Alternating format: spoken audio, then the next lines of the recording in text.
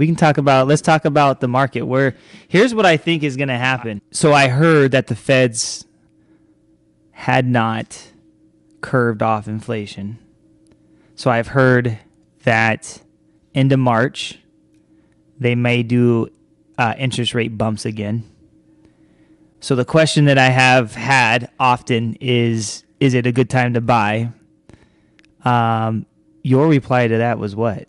I like your reply. And I got to see if I can remember what I said. No, I think, well, there's a couple things in regards to that question, right?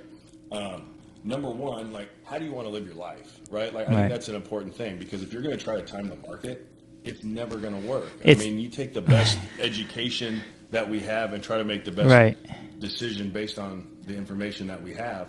But it's kind of like Diana. Diana's over there. Yes. You are a female. Yes, I am. Yes. It's kind of like getting pregnant, right? I don't think there's ever a good or bad time. You know, you're married. How many years? Almost 15. 15 years, and you just had a little one. Yes. So Almost 2. right? So, anyways, I don't know where I was going with that, but what I was saying. What I'm saying to everybody out there who's looking to buy, there's never a right or wrong time. It's just when you're ready. Yeah, I mean, the rates go up, the rates come down. Right. Right. It's when are you able to, make that next step in your life, kind of check off that milestone. Right. Right. And everyone's buying for different reasons. It's your first home, or it's your move up home, or you had another kid. Right. Like, if you got a 2-bedroom home and you got 3 kids, it's probably a good time to buy, whether or not what the rates are. Right. Right. I mean, there has to be a quality of life. It's a stepping stone for progression in your individual life. I feel, and what I like, not what I feel, I love looking at individuals that I have helped, or families that I've helped that had no kids, that's their first house, and then fast forward 4 or 5 years later, now they have a kid, they have their own home. I think that's a great feeling to be able to be in charge of what you're doing. Does that make sense? Totally. Yeah. Where do you want to be in 5 years? I mean, I just had this conversation the other day with a borrower who's a friend of mine who I've known for a while, and he was like, I don't know, man, like the payment's a little bit of this. First time home buyer, right? Gonna buy his first home, and the payment's this. I'm like, dude, you're looking at it wrong. And so I ran some numbers for him. I'm like, this house, is gonna appreciate, Right. X amount in the next 5 years. Right. So he goes, hey, is it a good time to buy? I think it's a good time to buy. But also the beautiful thing is that he was like, should I sell my house? I was like, okay, what's your rate? The rate was like 2.9. Yeah. I'm like, bro, you're going to keep the house, and then we're going to use that money to go buy another house with that equity. So if you think about it, like now he goes and buys another house, his net worth becomes over $1 million. Like you're building your wealth and your retirement through your first purchase. Now, what's beautiful is that, people who bought during that time with a 2.9%, their projection of wealth is a little bit sooner because, I don't see us ever having a 2.9% ever again. But the reality of it is inflation grows every year. Like you were saying, your home becomes worth more. You eventually build equity in your home. There's certain loans that you do that you explained to me that you could start utilizing that equity for to go buy another house. It's just, we had that meeting, remember that meeting, the investor meeting, and we were talking about how to use their equity on their house to go buy more houses. Like there's so many things that you can do, but you have to buy your first house. Yeah. You have to buy your first house. And the other side of this, buying your first home or even your second home is scary. Like I'm not out here saying it's not scary. You need to be with the right lender and the right agent to help you through that process. Like, for example, I'll use my buddy Nick. He's a real estate agent. His wife, remember Nick? Mm-hmm. Phil Hartz? Yep. So like that conversation we had before, he was wanting to sell it. Mm-hmm. But I was like, your interest rate is so low. Like keep it and then use that money to be able to afford your next house. Mm-hmm. Now, in the middle of that, and even in the beginning, in the middle, it was a very scary decision. You know how many what ifs are out there? It was scary for us too. Right. You know what I'm saying? Yeah. So like, we're not playing like this is scary. It's not. That's a normal feeling though. Yeah. But you have to be with the right people to look at the situation and say, and Johnny and I think and Diana, I think we're all one of the same to say, hey, you're crazy. Don't do this. Or, hey, this looks pretty legit. Let's go ahead and continue.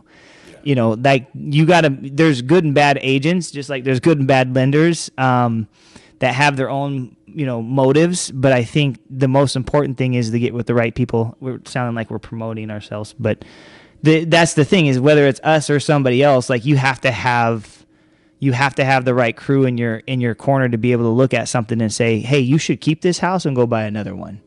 All right. Or talk you out of it. Right. Now not the right time to do it. You have to be stretched to the max. Right. Your monthly payment. Right. Or I get a phone call. Yeah, man. Like. Why'd you let me do this? Right. Like I'm not trying to have that conversation. No. All right. Next subject. We'll get off of real estate. How many kids do you got? I have 2 girls. 2 girls. And 5. So. My first was Alessandra, was a girl, and I wanted a boy. So Jamel told me to wear boxers. You tried all the. I tried all the superstitions. Yeah, it worked. So I got a boy and a girl. How old are your kids? 8 and 5. 8 and 5. Yeah, we just got back from Disney World. Oh, how was that? I was looking at that on Facebook. Okay, so like the whole idea of getting in line and then having to come out of line because everybody's got to go potty would be my biggest thing. Why we're not? You don't. Hey, you wanted to sit here and go watch Ariel? We're gonna watch Ariel. So you can hold it. Sometimes, man, you gotta draw a hard line. Yeah, Disney World's no joke. The best thing is like, man, like so. There's all these parents there, right? And there's a comedian that does like a really funny skit on Disney World that a buddy of mine sent to me while I was there because like, how's it going? I'm like, dude, this is a grind. Yeah. This is a business trip. Right. And you see like all the dads and all the parents, wearing all the Disney stuff, and everyone's kind of got like this look like, like, don't look at the credit card. Yeah. For real. Oh man. It's not a vacation. No.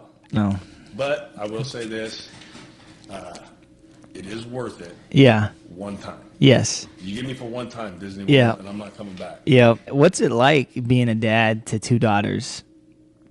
And so like it's just Johnny and then all female. Yeah. Yeah. Yeah. No, it's good, man. Like like you, like I wanted a boy and like someone to. Mm-hmm. But I'll tell you what, man. Like having girls is unbelievably cool. It's much better than I thought. Right. I mean, the house is covered in pink. Right. We do watch, princess movies all the time. Right. And all that stuff. So that takes them getting used to. But man, do they love their dad, which is cool. And like when they're your girls, they cry and you don't like, but you're like, it's okay, And then I look at my buddies that got boys that are the same age as my girls, and they're crying. I'm like, dude, what's he crying for? I have a lot of pillows. So my wife puts a big pillow between us at night. She like between our faces. I'm like, why do we? And I sleep like this. I'm like, the only reason why that pillow's here is so you don't come to my side. She goes, no, it's your snoring or breathing on me. You breathe on me too hard. I'm like, I'm so far away from you. Being in love. I thought that was all part of it. I like cuddling. Are you a cuddler? Yeah. Does your wife cuddle? Nope. So yeah. Yeah, you make me hot. My wife's amazing. Like you said, there's so many beautiful things about it. How do you teach your kids to make the right move when it comes to real estate?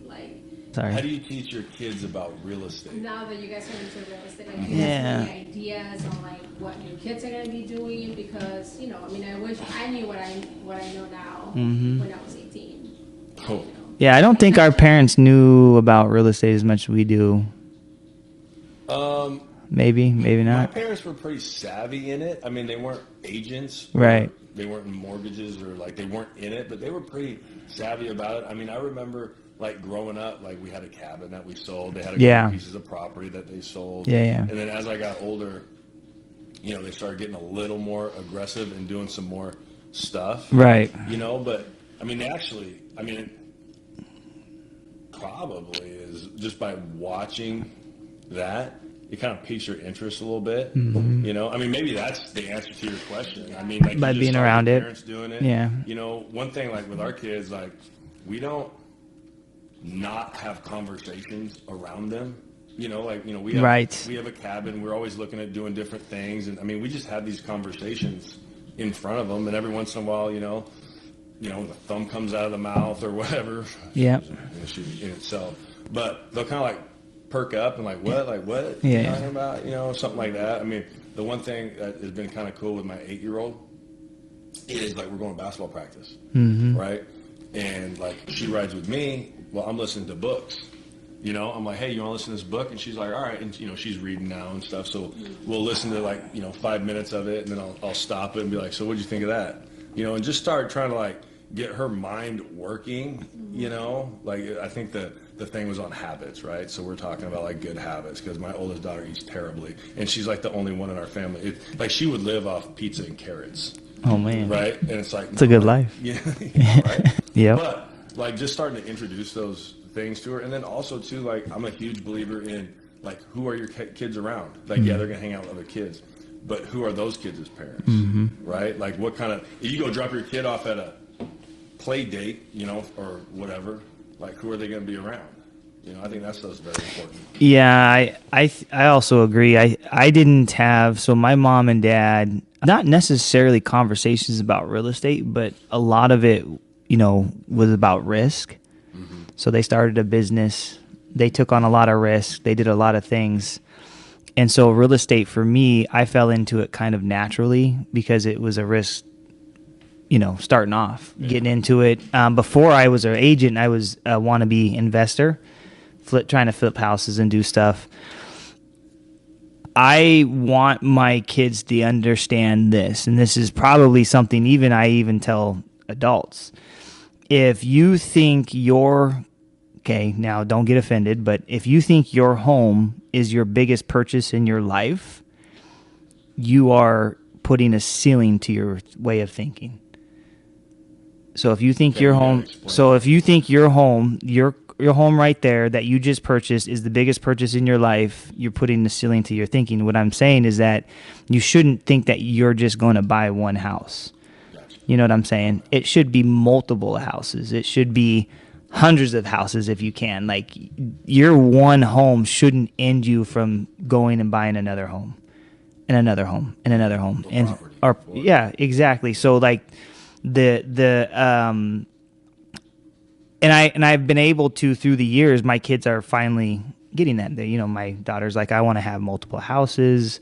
You know, I want to be, when you die, I want to help take your houses over. Dude, my family is like in depth with, cutthroat, bro. Like, you know, they're Puerto Rican, right? So half Puerto Rican, and they talk about death all the time. Actually, my wife and my mother-in-law, yeah. So anyways, I think the biggest thing is just to make sure my kids hear it. What I really like about what you said is putting books on in the car. Well, I like that, because then you can have the conversations around it. I kind of feel like if you can trick your kids into learning, without like making it painful, right? You know, you know, I think they're much more. It's the best kind of learning, the learning that we're teaching them. Well, and especially like if they see your dad or like their dad, and they just become, it's the same thing like with working out, you know, like we work out in the garage, we got a gym at the house, and they'll come out and, you know, want to work out. Yeah, and they just like see it. And so if it's almost like this is just what we do. Right. Like, no, for real. This is like, it's part of the deal. We're going to read books, we're going to work out. No, dude, you're so right. So I don't tell my daughter to do jujitsu. I just do it and invite her. Yeah. You know what I'm saying? Yeah. So I have mats in my garage, hang out with my kid. We're doing it. She goes, oh, what's that? Yeah. Oh, let me show you.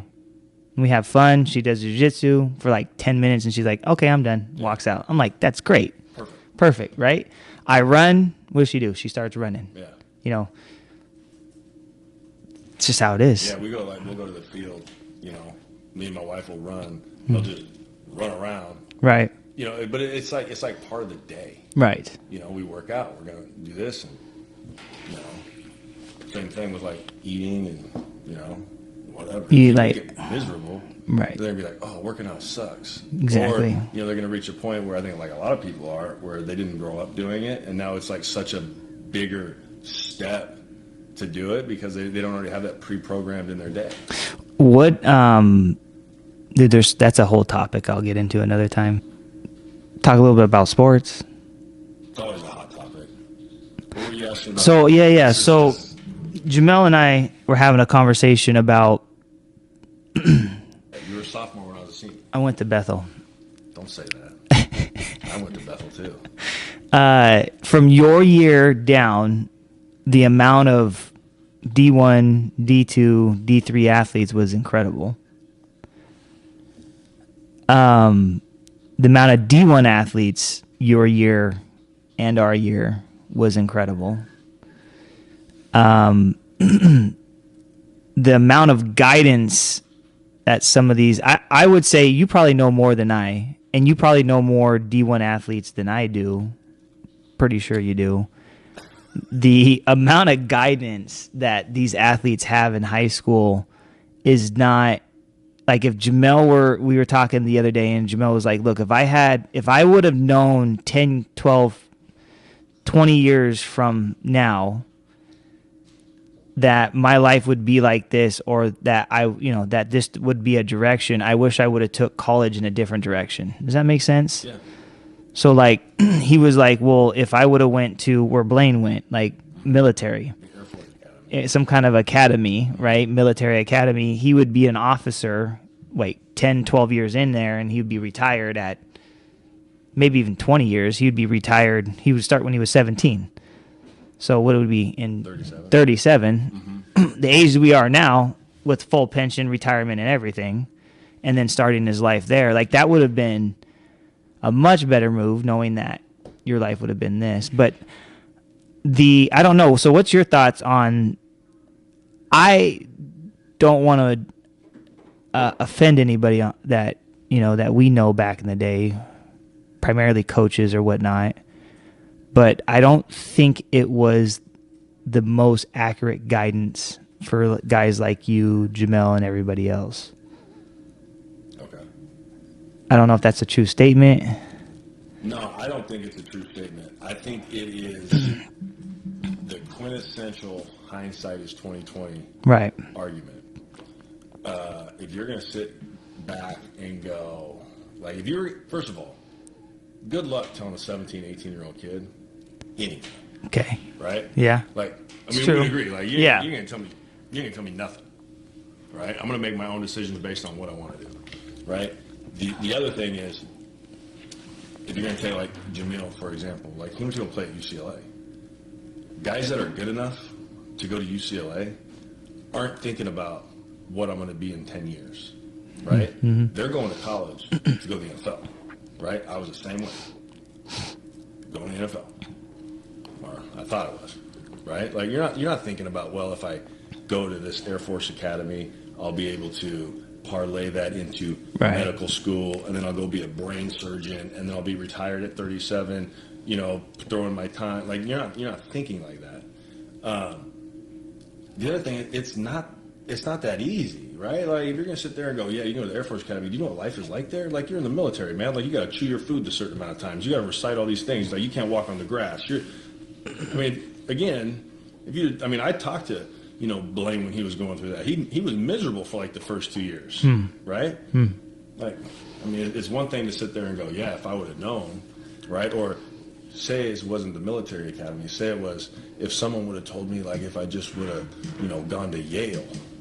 Well, yeah, you could have gone to Yale, but guess what? You're going to college.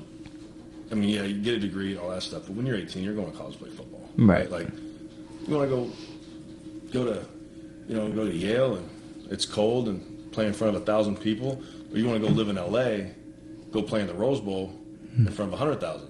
when they were better. They're not playing for 100,000 right? lately, but you know what I mean? Like, yeah. So you can sit there and go. And then the other thing is, I think some people just don't have good experiences, right? I didn't have a good experience, but I don't think it's justifiable to go, well, if I would have had more direction, right? Because, like, what else would they have told you?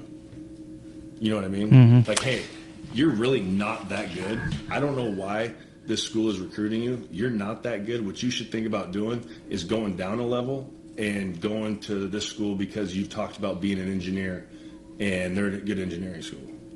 You tell that to one of those guys, right? You're dead to them, right? You know yeah. I do know what you mean. Yeah. So what? I guess then, what would you have liked to have different? Being that type of athlete at that level, and that's something I would want to ask Jamel. But again, that'd be a good debate for me to hit me and him. No, we don't agree on much. No, I know what he says is opposite of what you say. Which would be the next podcast should be like 3 D1 guys in here or just high level athletes and try to get an idea. Because here's what is interesting. I got to experience it through like guys like you and Jamel, right, on your decision making, etc. What's nice is that I can kind of bring that to my daughter and my kid if they ever had to go to that or go through that. But I think, what would you have want to experience, or what would you wish that somebody would have told you as you were knowing what you just told me, knowing that you're a 17-year-old, 18-year-old, not necessarily going to listen to somebody, knowing that you're good enough to play at those schools, like what would you have listened to, or like were you just that hard-headed you didn't want to listen to anybody say anything? I think when you are that good, that young, right, you have a certain mentality, a certain personality, right, that is just fostered over the years of your experiences, right? And I think you're uber confident in yourself, extremely confident in your ability to go wherever, and no one's going to tell you anything, and you're going to overcome because that's what you've done in the past.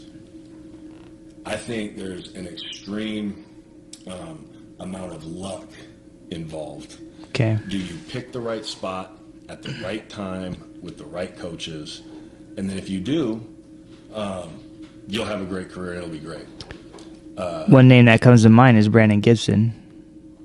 Yeah. I think mad amount of luck, even though he might say different. Well, I think right coaches, right time, right area. In that stuff. Right. Because I can name a few athletes that I think were way better and didn't go anywhere. Did nothing. Right. Right. And if you look, like every year, man, like if you look at recruiting, and we're just talking football in particular, if you look at like the top 150 players, I mean, I don't have a number off the top of my head, but there's at least half of them that you will never hear about. Right. At least.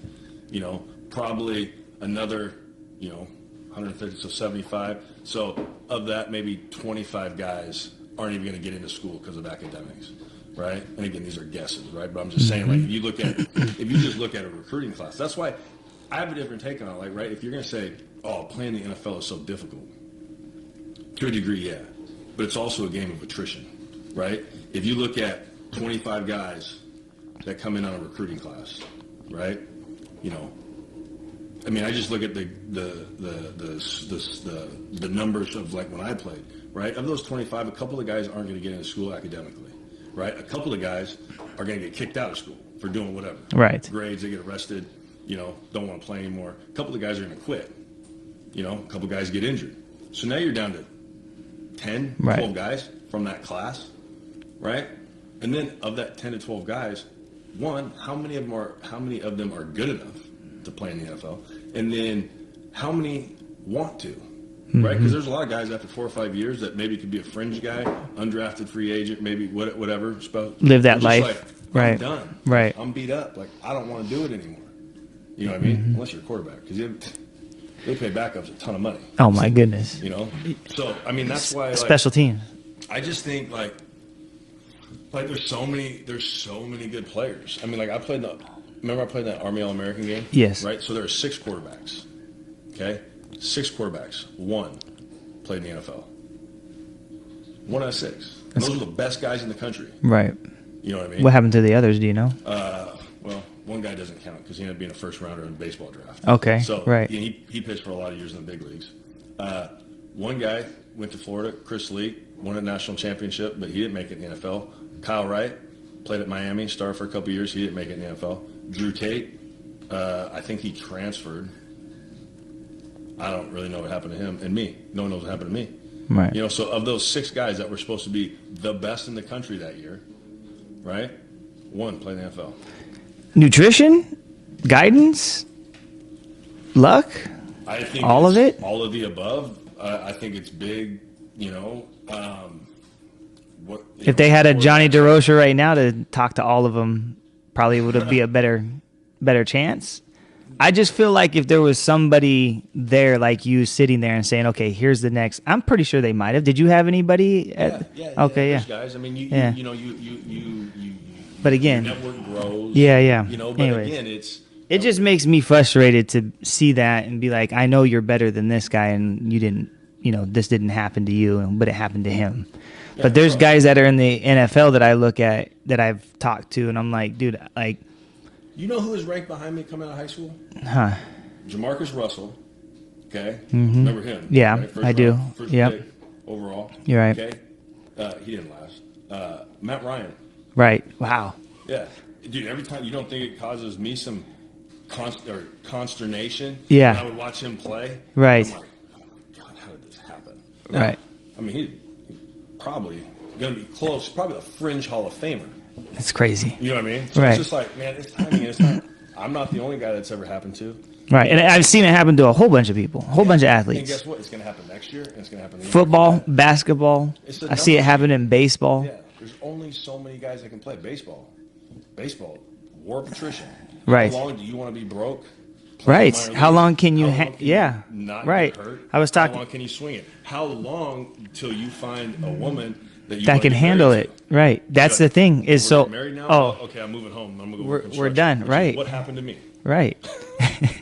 But worth it, you know? Yeah. You know, but so here's the other side of that. Okay, let's talk about this. Yeah. We'll save that for another time because I got